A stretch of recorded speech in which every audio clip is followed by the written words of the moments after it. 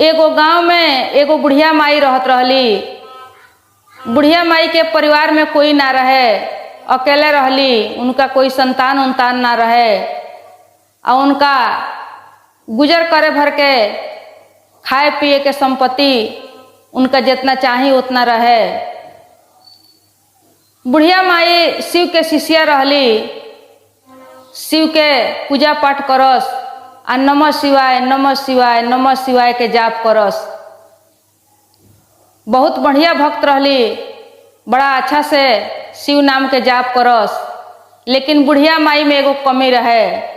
वो कमी का रहे कि बुढ़िया माई बहुत ज़्यादा कंजूस रहली। जितने शिव के शिष्य रहली उतने वो कंजूस रहली। शिव के शिष्य होते हुए भी बहुत भारी कंजूस रहली। कंजूस नंबर 1 रहली। उनका कंजूसी के चर्चा पूरा गांव में होके, पूरा गांव भर उनका कंजूसी के चर्चा लोग करे। बहुत ज़्यादा कंजूस भइला कारण उनका द्वार पर कोई भिक्षा दुक्षा आवे या साधु संत आवे, सब आपस लौट के चल जाए, लेकिन एगो मुट्ठी अनाज के दाना उनका घर से ना निकले। इतना ना वो कंजूस रहली। एक दिन के बात हो कि महादेव जी अपना मन में विचार कैनी कि हमार शिष्य होते हुए भी, हमारा नाम के जाप करते हुए भी ये बुढ़िया माई काहे इतना गलती करता रही कि इनकर चर्चा होता गांव में। कंजूसी के नाम से इनका के लोग जानता, शिव के शिष्या से नहीं जानत। अब एक दिन हम चलता नहीं बुढ़िया माई के पास, समझता नहीं कि के तरह के का बात बा।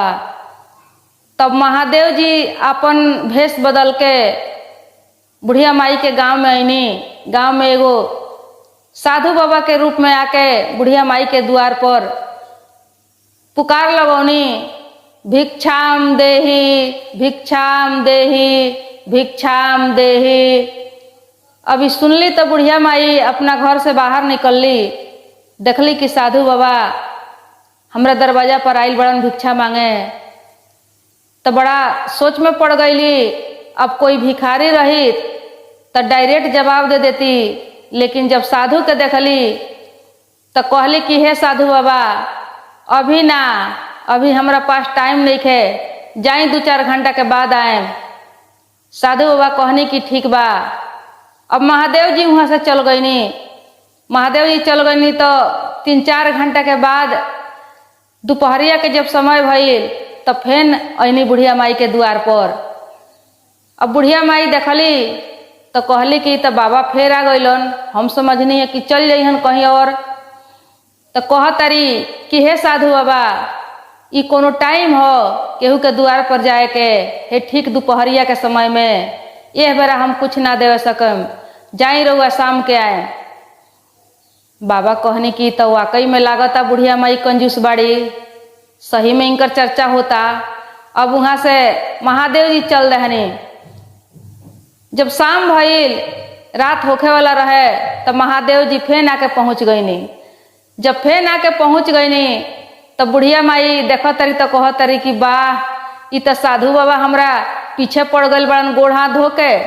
हम समझनी हो कि इनके फिरता कदेम तो ये वापस चल जइहन, लेकिन ई तो फेर आ गइलन। अब फेन बहर के जाके कह तारी कि ए बाबा रउआ तो हमरा पीछा पड़ गइल बानी, ई कोनो समय हो? ये समय में कहीं भिक्षा मांगे आवल जाला, जाई कल सवेरे आए। अब थोड़ा सा वन रलो, हम बना के भोजन कर चुकल बानी, अब एह बेरा कुछ नहीं खे, हम कुछ ना दे सके। महादेव जी कहनी कि ठीक बा। अब वहाँ से महादेव जी चल गईनी। कहनी कि तो सच में नंबर 1 कंजूस बाड़ी, भरसक इनकर गाँव में इतना चर्चा होता। अब फेन सवेरे महादेव जी आके पहुँच गईनी। जब सवेरे महादेव जी आके पहुँच गईनी, अब बुढ़िया माई देखो तारी तो कह तारी कि बाप रे बाप, ई तो साधु बाबा हमार जिम्मा छोड़े वाला नहीं खन। अब गईली कह तारी कि ए साधु बाबा होशियार के इशारा काफी रोकेला। जब हम बार बार रउआ के फिरता करतनी तो रउआ समझ में नहीं आवत कि हम कुछ ना दे सके, हमरा घर से कुछ रउआ ना मिली, रउआ आपस चल जाई, हम कुछ ना दे सके। महादेव जी कहनी कि ठीक बा, अब ना कुछ मिली तो हम जाता नहीं है से। महादेव जी चल गईनी। महादेव जी गईनी तब मने मने मुस्कियानी कि तो सच में ये हमार शीश होते हुए भी बहुत ज़्यादा कंजूस बाड़ी। इनकर कंजूसी के चर्चा जौन बा गांव घर में वो सही बात बा। अब देखल जाओ ऐसे ही समय बीतत गईल बुढ़िया माई के वही तरह, लेकिन नमः शिवाय के जाप जौन रहे वो कभी ना छोड़स। नमः शिवाय के जाप हमेशा करस। समय बीतत गईल, अब बुढ़िया माई के मृत्युक नजीक आ गईल। एक दिन उनकर मृत्युक होखे वाला रहे। जमदूत लोग आइल, बुढ़िया माई के प्राण के हरण करता, कहता कि हे बुढ़िया माई अब तोहर चले के टाइम हो गईल बा। बुढ़िया माई कहली कि ठीक बा, वो तो हम जइबे करें, लेकिन तोहनी के साथ है ना, तोहनी के जमदूत हुआ, हम जाएम शिव के दूत के संगे, हम शिव लोक में जाएम, तोहनी के साथे हम ना जाएम। ऊ कहलक लोग कि ना रउआ नर्क लोग जाए के बा, हमनी के नर्क लोग ले रउआ के पहुँचे, काहे कि हमनी के उहे आदेश मिलल बा, रउआ नर्क लोग के भागी बानी। बुढ़िया माई कहली कि ऊ काहे, हम तो सब दिन शिव के पूजा कैले बानी, नमः शिवाय के जाप कैले बानी, हम शिव लोक जाएम, हमरा के शिव के दूत अहन ले जाए खातिर हम शिव लोक के भागी बानी। जमदूत कहलक लोग कि ना रउआ जब जाएम तो नर्क लोक ही जाएम, हमनी के वैसा ही आदेश मिलल बा, आ हमनी के सोच समझ के और पन्ना उलिट के पढ़ के देख के हमनी आइल बनी।